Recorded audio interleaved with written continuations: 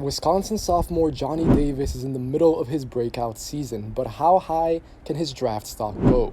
This is Floor and Ceiling. Let's break him down.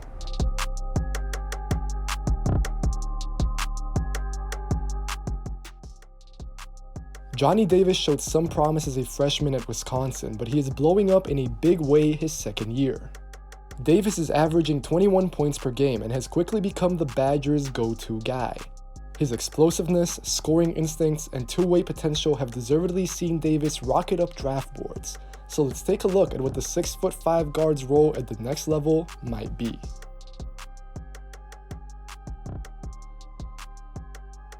Right now, Johnny Davis's bread and butter is his mid-range. Now, I've said in other videos that the NBA is largely moving away from these types of pull-ups. That is still true, but like with everything, some nuance is needed. For the most part, analytics discourage this shot. However, there are exceptions, and right now, Davis profiles as someone who could be an exception. Obviously, it's still really early in his career, but Davis already has NBA caliber moves as a 3-level scorer to create separation and then get into the smooth mid-range jumper. As you'll see in this video time and time again, not just with his mid-range, but with a lot of his scoring, Davis loves to go left and then get into his shot.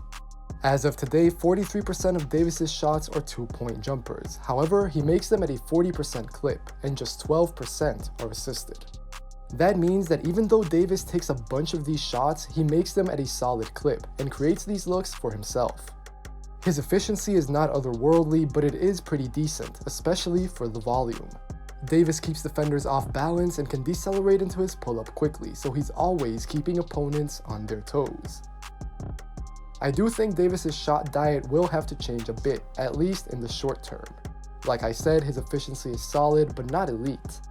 For instance, Tyler Hero, Devin Booker, and Chris Middleton all shoot around 45% from the mid-range. Davis is at 40%. Now, I get that these guys are at completely different stages of their careers with different responsibilities, but I still think it's a comparison worth bringing up, just to see how Davis's mid-range game might develop. I'm not pessimistic at all, since Davis is definitely a gamer, but we must also consider that his eventual NBA team might just not be willing to buy into these mid-range jumpers. As a result, we must keep in mind that Davis could possibly face a significant role adjustment once he is in the league.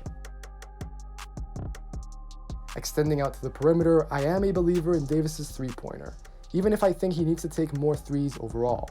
As you can see in this clip, Davis again loves to go left before rising into his pull-up. He is smooth and sudden with soft touch and plenty of arc on his shot. Davis is shooting about 38% from deep, in line with his freshman season percentages, but on more attempts. As a sophomore, Davis is taking 4 threes a game compared to just 1 triple as a freshman.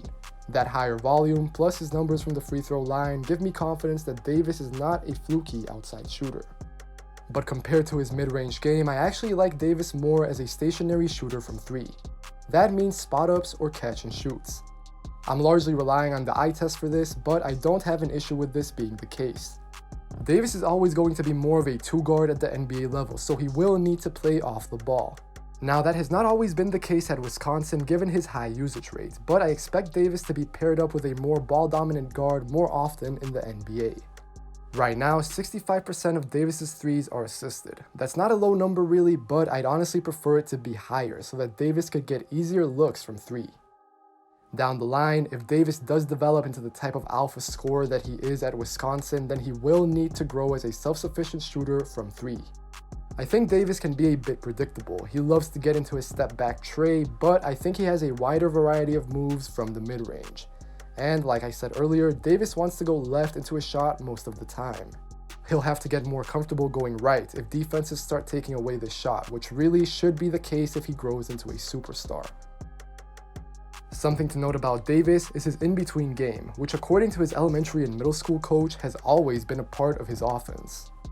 Like with most other things, Davis likes to go left before getting into his floater or runner. He rises into the shot in rhythm and does not necessarily need to jump stop into his floater.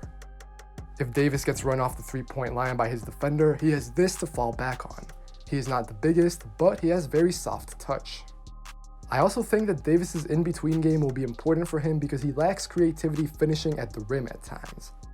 Now, I'm not saying that Davis is a poor finisher when he gets to the basket. That is not the case. He shoots 63% at the rim with only a quarter of those makes being assisted. Not only that, but Davis is solid at getting to the line, especially compared to his freshman year. However, I do think that Davis is a little one-dimensional as a finisher. I'll get into his strengths here in just a bit, but he largely has one go-to move. Once he gets downhill, Davis loves to go one way and then finish reverse the other. As you can see here though, he is not always able to do that. I don't necessarily think that Davis needs to be an outstandingly creative finisher at the rim. Like I'll discuss, his combination of strength and speed might be enough a lot of the time. But when he is not going up strong, Davis needs a little more nuance and craft, especially once he faces off against bigger, better, and stronger NBA caliber bigs. At the college level though, Davis does not tend to encounter too many problems at the rim. Sure, he is more of a below the basket finisher, but at the same time, Davis has a legitimately quick first step that he puts to good use to beat defenders off the dribble. I find Davis to be quite good at accelerating and decelerating. He is sudden and abrupt with his moves and can get downhill in a variety of ways. Like I've discussed a few times already, Davis loves to go left out of ball screens. Give him that option and he will get into the lane most times. Davis can definitely use the screen, but he is also perfectly capable of rejecting it, crossing his man over, and then finishing. Besides that, he can also operate out of the triple threat. Since Davis can get into his pull-up at pretty much any time, either from deep or from the mid-range, he keeps defenders on edge. With his defender already on their toes, Davis can then explode and get to the rack. Once he's there, Davis is strong enough to move guys out of the way and finish, or draw free throws. I'm not comparing the two because I honestly do not see too many similarities, but Davis's strength as a two-guard reminds me a little bit of Jaden Springer last year. Both guys are not what you would consider big, but they're really well built. Finally, Davis can also push off opponent misses, bring the ball up, and attack the rim that way. I don't see him as a primary ball handler at all right now, but he is solid enough with the ball in his hands to push and finish in the open court. I would also like to quickly touch on Davis's post-ups. The first few clips here are of his game against Georgia Tech because it's when he had the most success with them, but Wisconsin goes to this fairly often. Davis will receive a screen to get into the low or mid post and go to work. His strength and touch there make him a mismatch. Davis will not score 100% of the time in these situations, but I think his post game can be useful. Davis won't get the ball down low and pound the air out of it for 15 seconds. He is quick and decisive. Davis knows how to draw fouls, and if not, has shown some flashes of facilitating with his back to the basket. Davis might not get as many of these looks in the NBA. After all, this is not something that teams resort to very often. We've seen post-heavy guards like Jalen Brunson move away from this once they leave college. But I think it's a useful tool, emphasis on tool, to have against smaller NBA 1s and 2s. Finally, let's get into Davis's passing. It's nothing to write about really right now, but it's worth monitoring for signs of growth. At this moment, Davis is not much of a passer. He definitely makes his team better through his scoring and, like I'll get into, his defense, but not necessarily in terms of pure playmaking. Davis can make some basic reads, mostly drive and pass type of stuff, but he is not really one to really scan the floor and find his teammates. As a freshman, Davis had 35 assists to 34 turnovers. This year, he has 21 assists to 17 turnovers. Davis needs to keep growing in this area, but it's not really a surprise that a score-first two-guard in his role is not the most natural playmaker. I'm not worried at all for now, but I'll want to see improvement down the line. At this stage of his development, Davis is not a good decision maker when it comes to facilitating for others. He cannot really hit his teammates through tight windows, and overall his accuracy is not the best. In my opinion, it is fair to say that Davis predetermines his reads. It's not very hard to predict where he's going to pass, so if Davis goes for a dump pass, for example, the defense is never really frozen. They can react in time and get a hand to it. To be fair to Davis, he does not turn the ball over all that much, especially if we look at his turnover percentage. Rather, it's more so that he does not really assist his teammates. Again, this is not a shocker, but down the line, I think Devin Booker's development as a passer could be the blueprint for someone like Davis. Down the other end of the floor, I'm a big believer in Johnny Davis's two-way potential. What I like the most about him on D is that he plays with multiple efforts. Davis will fight hard to stay in front of screens and work to get back into plays if he gets beat. Davis does not tend to gamble, but if he does, he'll make sure he recovers. Davis will deny handoffs, blow up actions, flip his hips, and generally just work really hard. Davis wants to stay in front of his attacker no matter what. Most of the time, he is disciplined. Davis will bump, stay parallel to drives, not bite on up fakes, close out under control, etc. Here, Davis's man curls into the handoff, but Davis stays attached and pokes the ball away with his length. Against Georgia Tech here, Davis is up against one of the best scorers in the country in Michael DeVoe. Davis is just really solid. He chases, takes the bump, flips his hips to stay in front, and eventually it's a dead end for the attacker. Versus Georgia Tech again here, DeVoe loves to give up the ball and then move around until he finds an opening. This does not happen with Davis though. He denies the handoff to DeVoe twice, not only taking time off the clock, but blowing up whatever Georgia Tech had in mind. In both of these clips versus St. Mary's, it's a similar idea, which is Davis working really hard to stay in front. Like I said, Davis has no problems fighting over screens, even multiple times in the same possession, and then making his attacker work for everything. Like I said, Davis is also quite good at keeping up with drives. Now, I think Davis has a defensive ceiling because of his size.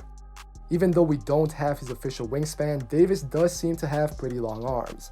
But he is also just 6'5" at a time when the NBA is largely moving towards wing-sized guys that can dribble, pass, shoot, so on and so forth.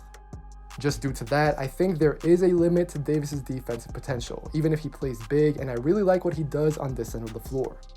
Ultimately, I think Davis can be a really good positional defender against ones and twos. You might have noticed this on his drives, but Davis covers up tons of ground when he moves. He is quick laterally and backwards, which are always good indicators for defense. Davis can slide and flip his hips quickly if his attacker tries to change directions. On top of that, he is a legit threat to end up with a steal or a block. Davis averages 3 steals and blocks combined per 40 minutes, and again, that's another good sign of a sturdy defender. Davis has already shown two-way promise with his motor and man defense, but he also possesses anticipation instincts worth touching on. I said something similar in my Dyson Daniels video, but you cannot be loose or careless with the ball around Davis, otherwise he will pounce on it and make you pay. Davis can jump the passing lane, get the steal, and then race away for the one-handed jam. As for improvement areas, this might be a little harsh, but I think Davis can still continue to get even better at being more dialed in. It does not happen too often to the point where it's troubling, but Davis's motor can occasionally fluctuate. He can get caught too upright, making him prone to blow-bys, but this might just be more noticeable in a team like Wisconsin that lacks true rim protectors though. I'm also curious to see how Davis fares against NBA guards. How will he do against a Bradley Beal, Devin Booker, or even a Tyrese Maxey? I don't think we've seen him tested like that yet, so this is neither good nor bad. More so just an observation and me waiting to see how it plays out. Another improvement area for Davis is how he navigates screens. Again, he's only going to be 20 years old come draft night, so it would be unfair to expect him to have this figured out already. However, from time to time, he can get lost in ball screen situations. Given how heavy the NBA is in terms of screens, this is something to watch. Overall though, I am bullish on Davis's defensive projection. He is not the biggest, but he plays with tenacity and intelligence, has shown glimpses of being one step ahead, and has the makings of a fearsome positional defender down the line. With Johnny Davis, everything starts on the offensive end of the floor, and for me, I think he has the potential to be a 3-level scorer. Right now, like we saw in the video, he clearly has potential from the mid-range. We've seen how willing he is to go to that shot, and right now he can be pretty efficient with it, even though his efficiency, in my opinion, will still need to go up a few percentage points to be on the level of a Chris Middleton or a Devin Booker. But I think that if everything goes well, I do think that Johnny Davis has that sort of superstar potential. Maybe not necessarily being the first guy on his team, but definitely a second or third option down the line. Which is why, despite not necessarily coming into the season with the biggest buzz, I do think he has a legit case to be considered a top 10 pick. Now, in terms of the other sorts of scoring that Davis can bring to the table, well, like I said, I like him as a stationary shooter from 3. I think that he's better as a spot-up or catch-and-shoot guy right now, but I don't necessarily think that's problematic. However, despite the percentages, I do have some issues with him as a finisher at the rim. I think he's a little bit predictable. I think he's a little bit one-dimensional in that he likes to, go to that reverse finish, likes to go left, not just with his drives, but with his pull-up as well. And he'll need to, diversify that a little bit going forward, especially if, he does fulfill his promise. If he does become a guy that's a second or third option, then obviously teams will have him on the scouting report. They're going to work hard to take away his left side. They're really going to make him go right. And I think that's something where he needs to grow. Am I concerned about this long term? Not necessarily, but a year or two down the line, I will want to see growth from Davis in this area. Then on defense, this is where Johnny Davis has surprised me the most. And not necessarily because of what he brings to the table, but just because historically, if you look at, college two guards that are ball dominant, that are really, the focal points on their team, they don't necessarily tend to give the most effort on this side of the basketball. However, I think Johnny Davis has defied expectations. He genuinely, tries to compete. He makes multiple efforts. He always tries to stay in front of plays. He tries really hard to stay in front of the pick and roll. He'll bump. He'll flip his hips. He'll stay attached. He'll stay all the way to the rim. And I think that's genuinely impressive. Now, is he going to be the most versatile defender at the NBA level? Probably not. Being 6'5", and although he does seem to have long arms, just his size is always going to work against him. But in terms of being a guy who can defend the point of attack, who can guard ones and twos, I don't see why not. Overall, I think that Johnny Davis projects as a two-way two guard at the NBA level. I think he can be a three-level scorer. Now, does he have some things to iron out? Absolutely. In terms of his three-pointer and in terms of his finishing at the rim, could still get a little bit more creative in both of those areas. But he's going to be 20 when the draft comes around. He's still very young. For example, he's only going to be about 2 months older than Chet Holmgren. So he obviously still has a lot of room to grow. And then on defense, I think he projects as someone who can guard ones and twos, who can genuinely make life difficult for attackers on that end of the floor. So I don't have any big long-term concerns about him on that side of the basketball. He will need to get a little bit better. His motor fluctuates a little bit, but that also is connected to his role on offense. He's got a really high usage rate, about 31%. I don't think he's necessarily going to be as big of a focal point of his team at the NBA, especially early on. So he'll have more energy to spend on that side of the basketball. And then he could still get better at navigating screens here and there, but with a guy so young, that's to be expected. As always, if you enjoyed the video, make sure to leave a like. Make sure to leave a comment, tell me what you think of Johnny Davis. And if you enjoyed the video, if you enjoyed the channel, if you want to see more content like this, make sure to subscribe. Take care, and I'll see you guys next time.